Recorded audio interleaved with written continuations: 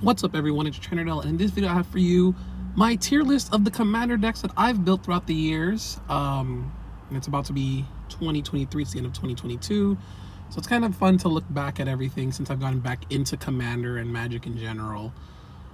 Trying this out on my my iPad. Yeah, I'm a little under the weather, so we'll just see how it goes, but yeah, just thought this would be fun to do. As you can see from the tiers, there's super special awesome. Those are like my S tiers, my favorites. I don't know if I'll ever get rid of them. Maybe way down the line. There's the love ones, just ones I just love playing. I usually maybe we'll bring one or two with me to an LGS. The middle, fun. They're cool. They're fun decks. But I wouldn't equip them with me or have them on me. I just kind of have them at home, so when friends come over for some tabletop magic commander, I'll have it. Chopping block is the ones that I'm thinking about disbanding. Maybe I'll get one or two games with them in the next few game nights, but I don't know. Maybe by the end of next year they'll definitely be gone. And GG no Re are just the decks that are gone. I don't have them anymore. They've either been given away, disbanded, or turned into something else. Not saying that they won't come back. Some of them I do want to bring back, but yeah, for the most part I do not have them on me anymore.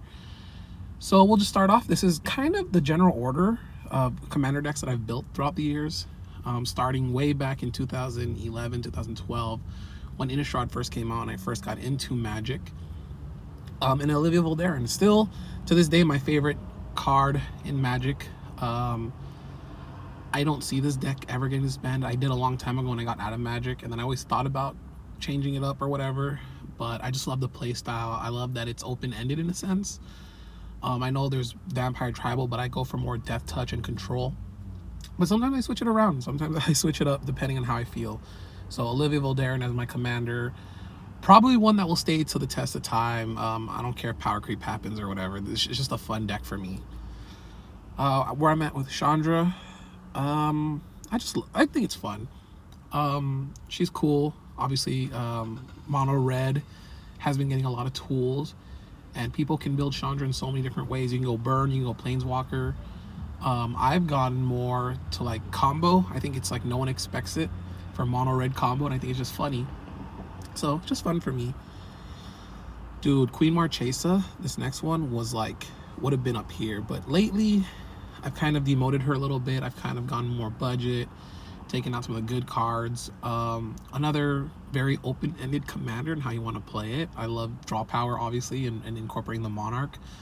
But when Commander Legends came out, the Monarch was a little easier to do and to get going on, get it online. So I've just been playing this less just because there's no, like, how can I say? It was always like Pillow Fort or like, for me, Instance. And for a long time it was fun, but like I would have been up here, but lately, because I've been budgeting it and taking out a lot of the power, she's just fun right now. Joyra, I actually don't use anymore. If I did have it, I don't know where I'd put her, man. But right now she's on GG no Re. She was just too strong. It just wasn't fun playing Super Solitaire and not getting people involved, which is funny because my next Izzet deck is kind of also like Storm. Like, this one was like Artifact Storm. But yeah, Joyra was just, even on a budget, was just already way too strong. This next one, Janara, I don't have, but that went to my best friend when we were playing. Sadly, he lost it. We don't know where it is. I probably would have put it in the fun category also, or something like that, but right now we don't know where it's at, so it's there. Talrand went to Marlin or Moogie, and so I don't have it anymore. I think, man, if it was still with me, it'd be on the chopping block, but because originally it was just counter spells and bringing out Drakes, and just like we had dumb Drake tokens from a Magic something we went to, like Drake the artist, and so it was just funny to see those Drake tokens on the field. But he's kind of changed it up where he incorporated more just like cantrips and draw spells with, instants and sorceries to get more just Drakes out and draw through his deck. So it's less, how can I say, it's less toxic. It's with taking out all those counter spells, but it still has quite a few counter spells and a lot of draw. So it's just like draw and counter spells really. And I think he incorporated the boys, like some of those mono blue legendaries that like help draw or copy spells, stuff like that. Oh, Aurelia. Dang, I don't have Aurelia anymore either. Aurelia, when I built her, she would, if I still had it, would definitely be on the chopping block, just because it didn't really do my expectations. Like, I thought it'd be really cool and really fun just to like have a lot of triggers, but the deck really didn't do much. It was just a little power boost, and the mentor mechanic, ooh, you know, Boros. I'm a Boros when I love Boros, but yeah, Aurelia just didn't do. Jasmine, because that is my girlfriend's name. I built her this deck, but right now it just got upgraded, so we disbanded it and it got changed into, you know, the later Jasmine, which, you know, we'll see where that's on the line. But if I would have kept it, it probably would be here on Love, because it was basically a what was it? It was like an Enchantress deck. That was the strategy. Enchantress. So that was really, really fun, and a lot of draw cards, all that stuff. I'm getting a call right now, but I gotta put the phone to the side. Layla. I love a Layla. I don't even care. It's artifacts, enchantments. It's very, very to the point. But I definitely love a Layla deck. I think I'll be keeping that. I've envisioned, like, if I have a kid, like a daughter, I will pass this deck down to her. It's a very balanced deck, very fun. It's, you know, there's some creatures, some artifacts, some enchantments, lots of tokens. So I think it just has like that EDH feel. Ooh, Krenko. Sorry, Krenko, you're on the chopping block, man. When I built this, I was heavily into Goblin Slayer, and it's kind of funny because it's like, oh, I like Goblin Slayer, so I'm, you know, he kills goblins, but I'm gonna make a whole goblin deck. And it was like based on the Commander Quarters deck.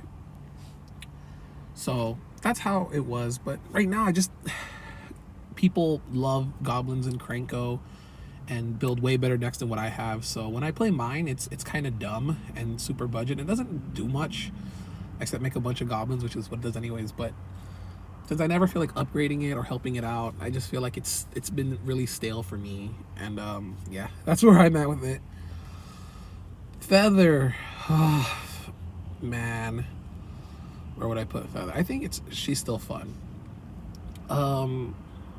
It's all those battle tricks, all those draft shaft cards. So the deck's not that expensive, and I think it's still really fun for what it does. I believe like the first true Boros like advantage deck, because you play a bunch of cantrips that target, draw cards, scry, do all that stuff. But Boros has just gotten, I think, a lot better since then. So she's still fun. I wouldn't put her on the chopping block. I think it's like one of those things that I keep, but I don't love playing her. Yeah, it's there. Lathliss, chopping block again. It's a cool dragon deck, but there's like mono red dragons, I think, was cool, just like the mono red goblins. But they've been getting support in other colors, and I think, especially like the Miriam or whatever it is, is that the name? I can't remember, but the Teamer one or whatever. It's, oh man, the copies. It might evolve into that deck, because that deck is just so good and kind of so fun to build around. No, my Trin and Sylvar Humans deck, this one is not with me anymore. Yeah, sad. It was sad to see it go, because I really enjoyed it. Getting a little stuffy nose right now, excuse me. But I'm not getting emotional. This was the deck that I built during the pandemic, really. And yeah, it was budget at first, and then it kind of got away from me and started like approaching like the Queen Marchesa territory of getting cards, because they're both Mardu. And again, it's one of those decks that had like good synergies, good payoffs, just stuff going for it. But I don't know. I just kind of stopped playing it, really. I guess that's the only way I can really say. I don't care. Anyway, says Godzilla, I love. I built it in for my brother if he ever got into the game, because he loves Godzilla. He grew up with Godzilla, and then my girlfriend's dad loves Godzilla. So I just kind of had it to say like, hey, if they ever play. But then it's just Gruul Stompy. It's just so easy. And I think you guys saw, if you watched some of my live duel videos, my friend Marion, who doesn't really play as much, she's always been like more Orzhov and life gain.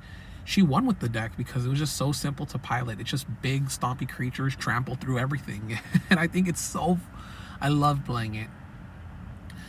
Carmetra is, I still have it, but it's on the chopping block. I might change it into the, what's her name? The Siona or something like that. The one where if she gets equipped or whatever, you create a token. Something like that. Or if something gets enchanted, like an aura. I think that's the name, I don't know. But it's on the chopping block. We made it for our friend because she was coming over and hanging out a lot at our apartment.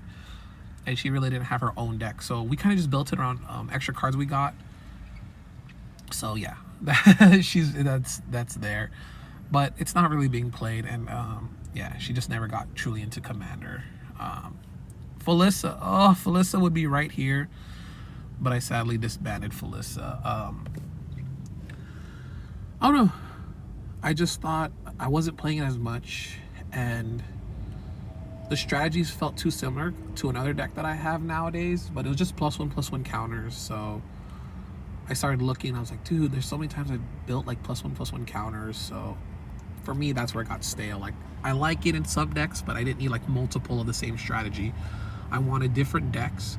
So then if like new players came in or some friends came over and they want to change it up themselves, yeah, we could just play different things. Ooh, Wylith. Ooh, I love Wylith. I don't care. Wylith was probably my favorite Boros deck for the longest time until a newcomer. But equipment deck, equipment and aura, draw cards. Oh my goodness, I thought it was amazing. And then I was always on like, this is a $20 Commander deck at Target, like at Walmart. You can just find them so readily available. And the upgrade was so easy because there wasn't, you know, there's a lot of equipments that aren't that expensive. But if you wanted to do what I did and blow all your money on this deck, I think my deck's worth over $1,000 because I was like, you know, I'm gonna get plateau for this. I'm gonna get Sword of Feast and Famine and all that stuff. Like, I didn't pay $1,000, but it literally kept growing and growing and got expensive and more expensive as time went. But I love Wylith so much. But yeah, it's just the price kind of got away from me because of how great it is. I've actually started to like proxy cards in there and then take the expensive cards out because and just put them in a folder because it just felt like there was too much money in one deck on me. You know, it just scared me. Let me see here. Ooh, Abomination. I still love Abomination of Llanowar. It's so spoopy to me. So spoopy. Yeah, just elf ball. Literal elf ball. That's all it really is. And I know the other one, the one from Kaldheim, has more love for it. I forgot her name, but I just like how scary it is, and then the legend of it all just reminds me of slasher films or those horror films of like the 80s. So that's why I have Abomination so high. My turtle deck, it's fun. I wouldn't put on the chopping block yet, just because I love turtles, and I think it's one of the dumbest decks I own. It's one of the weakest power decks I own, and I'll still play it, and I'll have fun. So it's there. What was this one? I can't remember. Quain or something like that?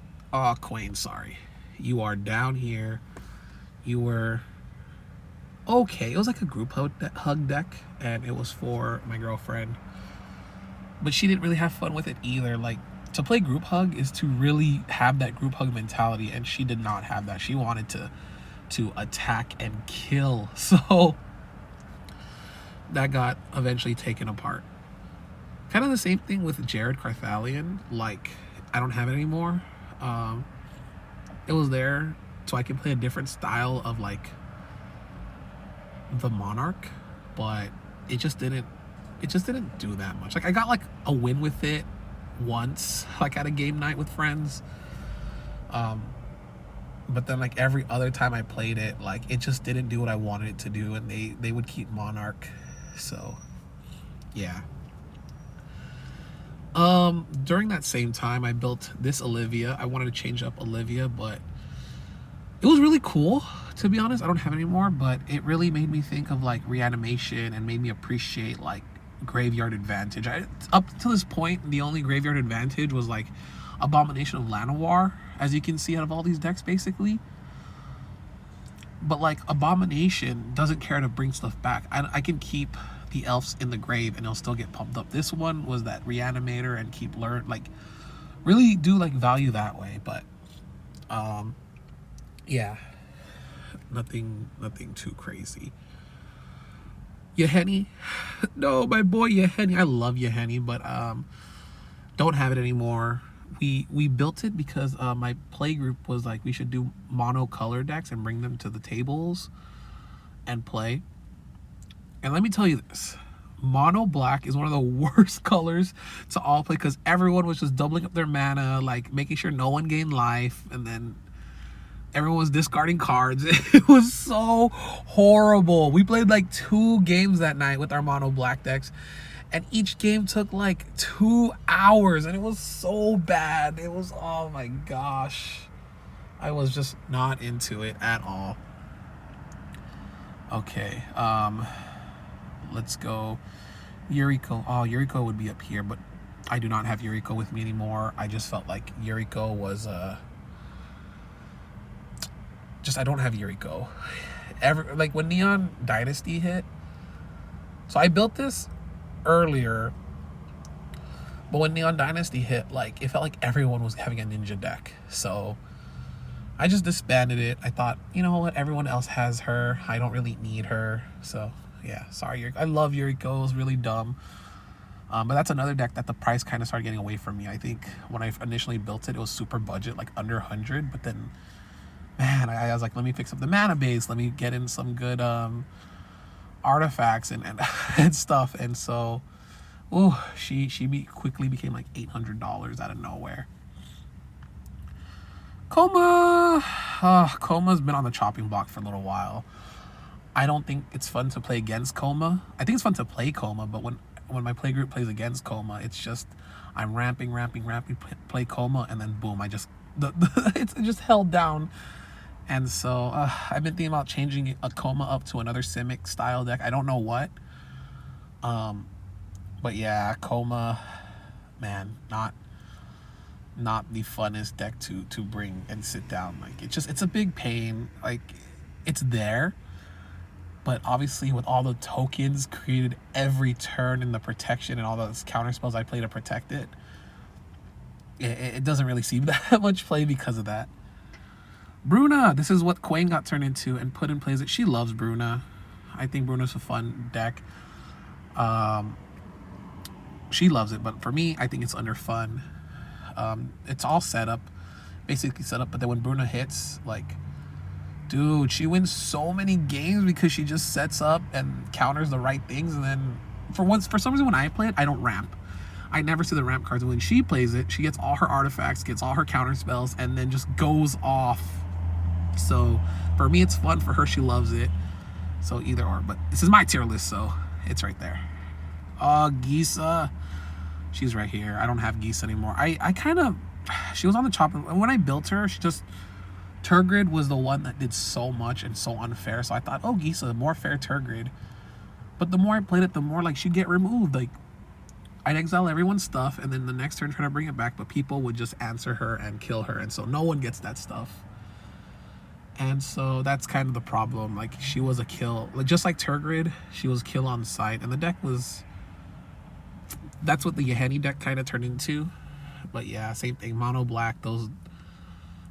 you know how it is. Eloise. All right, I love Eloise. I have her on the super special awesome because for me, I do have combos in the deck, and I did like change some arts to like benefit me, and I was like, oh, Eloise, you know, like a detective, you know, like, and I kind of gave it like a Jill Valentine alter art. But Yeah, I think she's up there. She's definitely up there. It's so much fun to play, and I love bringing it around. I usually have it equipped with me. It's one of the two decks I usually have equipped when I go out, regardless if we're gonna get a game or not. Or not. Like, it's just something I like to have on me. Just clue. What is it called? Clue aristocrats, aristocrats, and clues. So yeah, super cool. Tolivar. Oh, Tolivar's on the chopping block also, and I know werewolves are beloved, and I built it for one of my friends also. Whenever he wants to play, when he comes over. But man, everyone just built werewolves, and so like I said, it's one of those things where like I built things on a budget, but other people have it on way better cards. So other decks that people have when we go to like locals, like their decks are always way better, and it's something I would bring with me. And I already have Gruul Stompy with Godzilla, so yeah. Oh, I love the Reaper King. I think the Reaper King is cool. This is another one of my girlfriend's decks. It's put-ins, and it's just so, again, Halloween themed, spooky, and it just pops so many things. Originally, it had Right of Replication. We took it out because it was super game ender, but I think we're just gonna put it in and be like, if it happens, it happens, you know. But Reaper King is so fun. Just tribal scarecrows that, and then just destroy everything. This is a deck that I don't have on me right now, the Olivia Crimson Bride, but I do kind of want to bring it back. I think about it a lot. I know this isn't even like the art for the card, but I just really like that art. So Crimson Bride, I don't have. It was fun to play. Like if I had it, it'd still be like right here. But yeah, I just saw myself playing the original Olivia more, and you know, if I do rebuild Crimson Bride, I don't know. I think Crimson Bride is much better than the Mobilize for War, and you know, and in some people's opinion, it's better than, it's probably the best Olivia. So just up to you on what you like. Eruth, oh, super special, awesome. This is a storm deck, but it's actually a little more, how can I say, interactive. Like, yeah, I can burn everybody out, or I can storm off and still Aether Flux or whatever it is. The Sentinel Tower,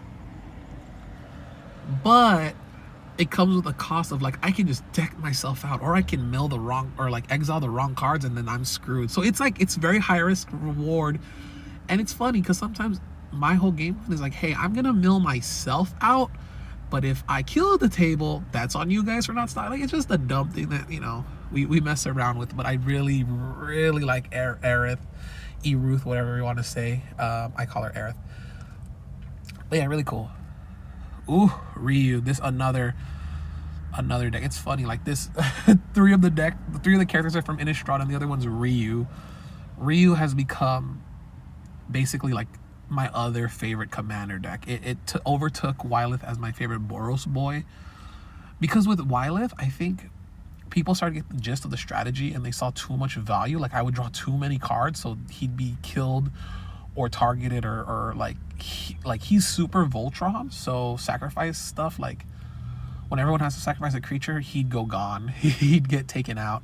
With Ryu, I do play value creatures. I do have more of a balanced deck, and some people, I make deals with them. I'm like, hey, I can take care of that card, or this card.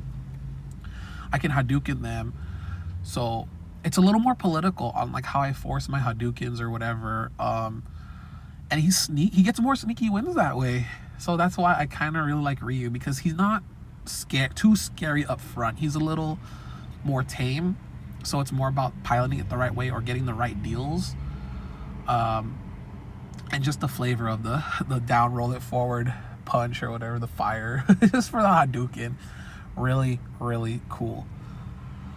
I don't have Barrowin anymore. Barrowin was going to be for my best friend who lost the Janara, but I wanted something different, so it was just dungeons, and we were playing Baldur's Gate, and what's that other game called? I can't remember on the top of my head. That's kind of like D&D also.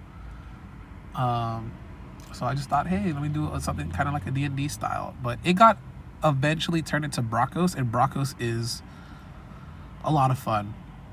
It's the party mechanic. So it's like where I wanted my best friend to play a game within a game, where he was doing dungeons with Barwin, and now he's trying to assemble a party with Brakos. And yeah, I love playing it. I think it's fun. I shouldn't say it's not on my love tier, but it's right here. It's just fun to try to set that up, and then the value you get, the ramp and the burn, it's just really cool. But I would put this in the love tier. The Jasmine of the 7. Oh man, just a bunch of vanilla creatures doing vanilla things and getting through and doing a lot of damage. Even Jasmine's first time playing it, she had a lot of fun and almost won the game on her first time trying out this new deck. So it just plays a lot of vanillas. A lot of them are 2 mana, so then when she taps for green and white, like, it's always easy to bring out a creature because that's what she does. She can, cast effectless creatures or non-effect creatures or whatever you would want to say. No abilities. And just, get through. And last but not least, Giada.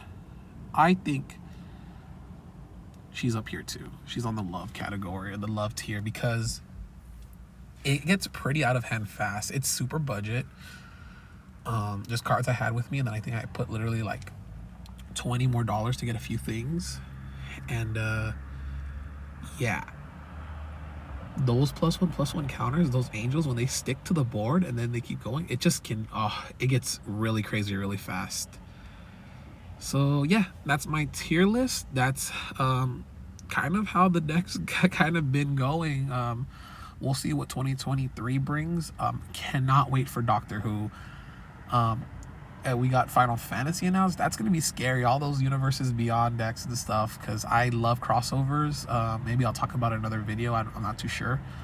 But I do love crossovers. So yeah, decks I've built and decks where they're at. Thank you so much for watching. Let me know what your favorite Commander decks are. And also what decks you had to like dismantle, like, for whatever reason.